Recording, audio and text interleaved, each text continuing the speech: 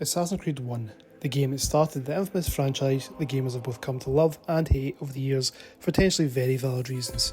It released in November 2007 on Xbox 360 and PS3 and April 2008 on PC.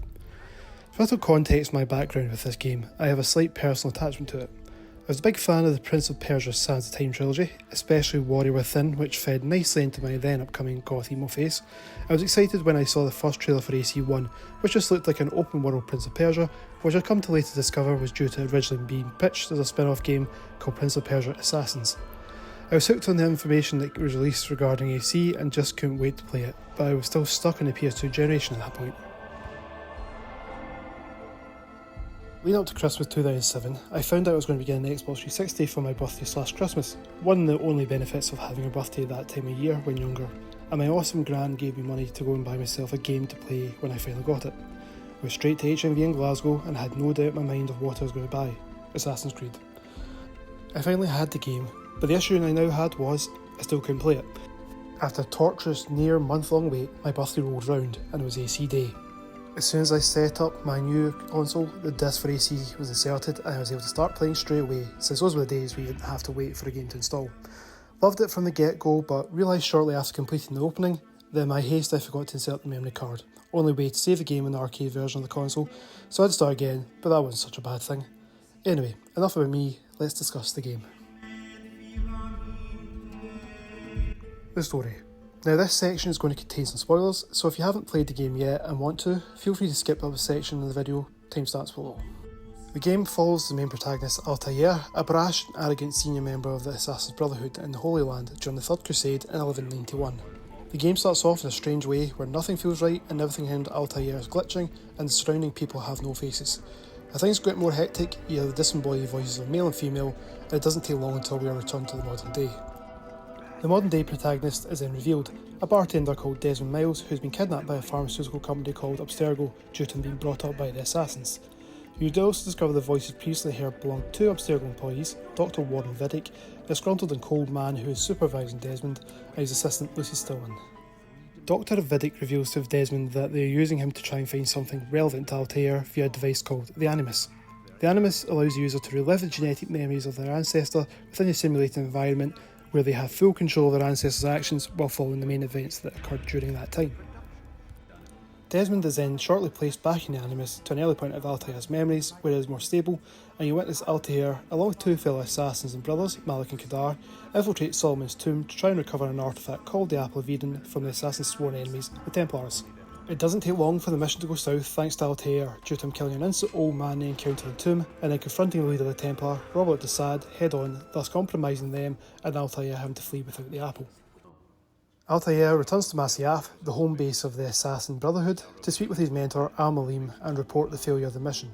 While being chastised by Al-Malim, he has revealed that the mission was a complete failure as a wounded Malik was able to grab the apple before escaping himself, though unfortunately his brother wasn't as lucky and didn't make it. Before any further action could be taken, Robert de Sade attacks Masyaf, but Altair is able to sneak behind the enemy and take some of them out before too much damage. Once the dust is settled, it's time for Altair to face consequences of his actions due to breaking the three tenets of the Assassin's Brotherhood: stay away from the flesh of an innocent, hide in plain sight, be one with the crowd, never compromise the Brotherhood. It seems as if Al-Malim has stabbed Altair, but this is just a trick. In reality, Altair has been stripped of his senior rank and most of his equipment has been removed. Good trick for a video game, and has been tasked with assassinating 9 dangerous Templars. These Templars are Tamir, a weapons seller in Damascus who is selling weapons to both the Crusaders and Saracens; Ghania de Nablus, the leader of the Knights Hospitalier, who conducted mind-altering experiments on patients at his hospital in Accra; Talal, the leader of a gang of slavers in Jerusalem; Abu Naqad, a trader and regent of Damascus, stealing money intended to fund the war; William V, Marquess of Montferrat, Accra's cruel and abusive regent; Majd ad-Din, a tyrant who rules Jerusalem through fear by holding public executions; Master Sabrand, the paranoid leader of the Knights Teutonic who plans to betray the Crusaders by blocking the ports of Accra; Jabbar al-Krum, a scholar using his position to seize and destroy all written knowledge in Damascus; and of course Robert de Sade, the leader of the Templars who has been taking advantage of the Crusade to further the Templar goals. While taking out each target, they relay information that brings Altair to the conclusion that they were all after the apple, which is a relic of a long-forgotten civilization, and the apple itself has the ability to control those around holder and bend them to their will.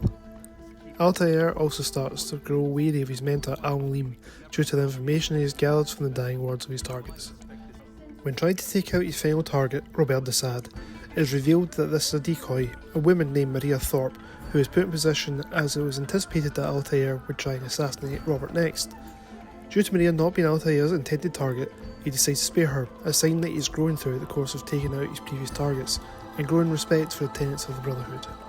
Altair discovers where Robert has gone, and he decides to take it upon himself to follow him to Arsuf to try and stop him broking a deal with the Crusaders and Saracens to destroy the assassins. After fighting through waves of enemies, Altair finds Robert in the camp of King Richard I. Altair tries to expose the crimes that Robert has been trying to carry out, but due to the king being unsure who to believe, he proposes a fight between Altair and Robert, with the victor clearly telling the truth as decided by God. Altair wins the fight, at which point Robert reveals that Al-Mulim is part of the conspiracy in trying to gain control of the apple, and got Altair to take out the previous target so he could have full control of it himself.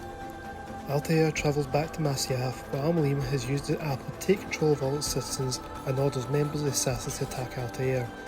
Altair is able to fend them off with the assistance of Malik, who has forgiven Altair for the early events.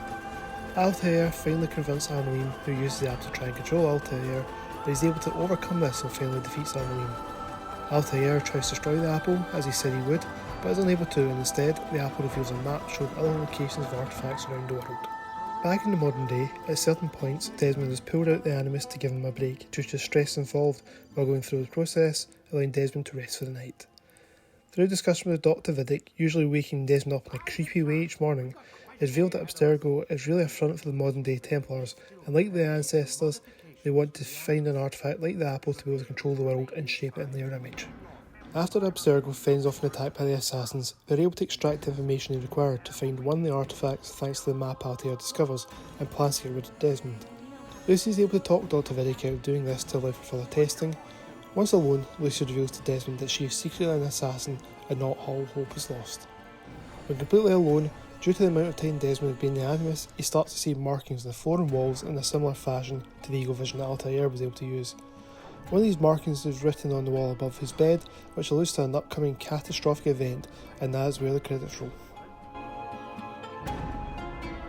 Now to discuss the gameplay. Assassin's Creed, like all the mainline games in the series, is an open world game that can be traversed on the ground or via the rooftops. The gameplay focuses on low and high profile actions. Low profile is basically the stealth mechanics of the game, which involve Altair walking and moving around slowly to try and blend in with the crowd and not draw attention to himself. This also allows Altair to gently push NPCs out of the way without causing too much disruption or making them drop something they may be carrying. High profile, on the other hand, allows Altair to run and make more noise. When running, Altair is more noticeable to enemies and has more of a chance of bumping into one of the many NPCs, which cause Altair to stumble and fall, which can break your flow, especially when trying to escape from enemies, and get very frustrating over time. Assassin's Creed is known for its parkour and the main protagonist being able to traverse the map with ease and agility, and AC1 is no different, though it's very basic when compared to later entries in the series. Like the later games, Altair can scale buildings to either get on the rooftops or climb a tower to reach a viewing point, but unlike later entries, the climbing can be described as a lot slower and more precise in terms of what you can use to hold on to. No Spider-Man or jumping abilities here. This can cause frustration as it can take some time to actually get up a building, and it can become a lot more difficult when being chased, as if enemies can see you, they'll start throwing rocks and other projectiles at you that will cause you to lose grip and fall. And before you get the grab ability back further into the game, you'll just land at the ground, likely at the feet of a group of enemies waiting for you. AC1 is also notorious for people saying that Altair just jumps off buildings when trying to climb, and that can be true, as even the delayed button input can cause Altair to jump away from something when you just wish to climb it. At the top left of the screen, there's a synchronization bar. This bar is used to keep an eye on Altair's health, which will start small but grow over time, as well as noticeability to surrounding enemies. If the icon on the bar shows yellow, it means there are enemies around, but they are not paying attention to you. When the icon turns red, it usually starts beeping, and this is when enemies are in a more alert phase and are more likely to notice you when you do something or in a high profile, and this is when blend comes in really useful. When Altair has been noticed, there's also a yellow and a red state that fills an icon, and this is where you either need to fight or hide. When red, this means you are in direct sight to the enemy and they'll relentlessly follow you to take Altair down. Yellow means that the enemy can't currently see you, but will still be chasing in your exact direction until you can hide. There is also an annoying beeping noise that stays until anonymous again. It seems the only way to stop enemies chasing you to the end of the earth is to hide. Unlike later games where they would often give up if you got a certain distance away, there are 4 methods of hiding from enemies. These are blending in with a group of white-robed monks, as it doesn't seem suspicious that one of them is heavily armed, sitting on a bench between 2 placed NPCs, in a hay bale, or in a pagoda-type structure on the rooftops. As soon as they are alerted that you're anonymous again, you can just leave the hiding spot, even if the enemies are still there, as they don't really seem to care, unless you're on the rooftops and they shout some warnings at you. The combat, a contentious subject among many players when it comes to especially the earlier Assassin's Creed games. It has been classed as being pretty basic in AC1.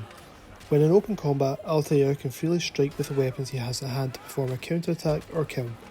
Altair only has access to 4 weapons, a sword, a dagger, throwing daggers, and his hidden blade, as well as being able to just use his fists.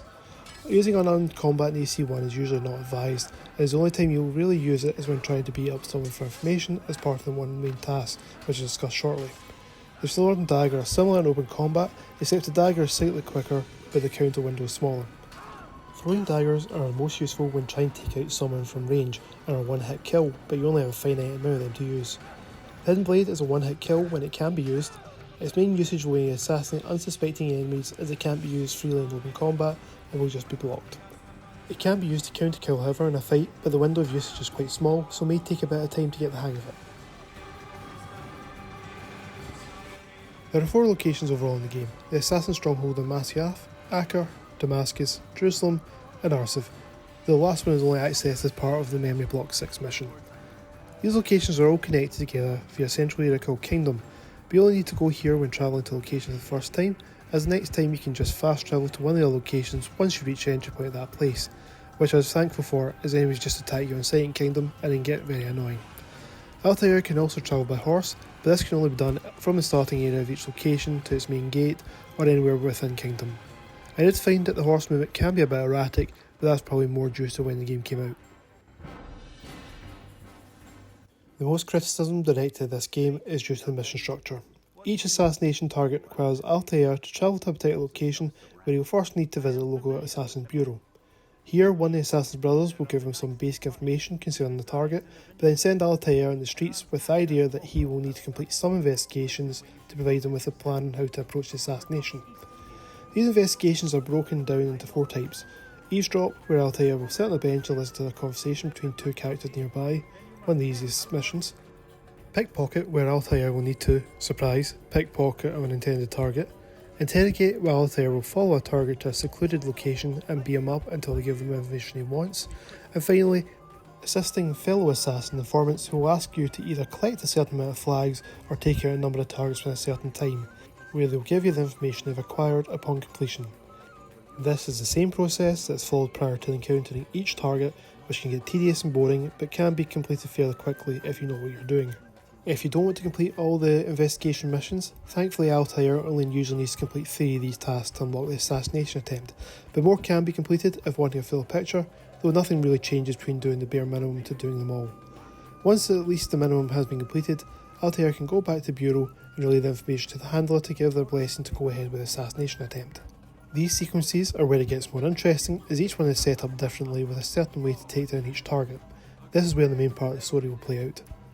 Once the target has been eliminated, Altair will need to escape the chasing enemies and make his way back to the Bureau to report mission success. He will then get transported back to Masyaf to speak with Amelim and gain back a rank and equipment.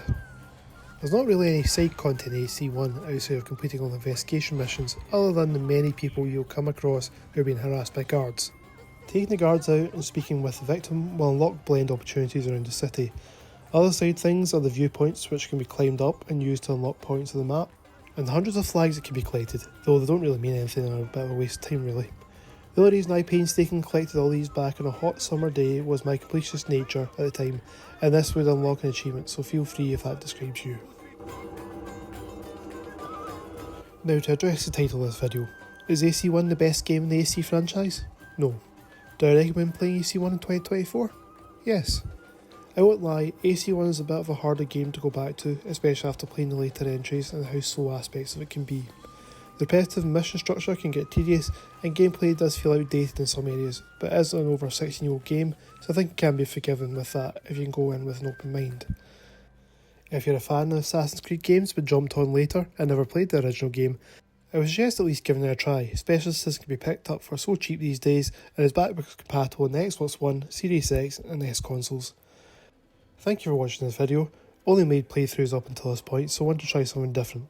Be greatly appreciated if you made it this far, if you give a video a like and subscribe to the channel, as well as leave any comments below on any improvements I can make to this type of video, or even if you have any memories of AC1 you would like to share. I'll see you in the next one.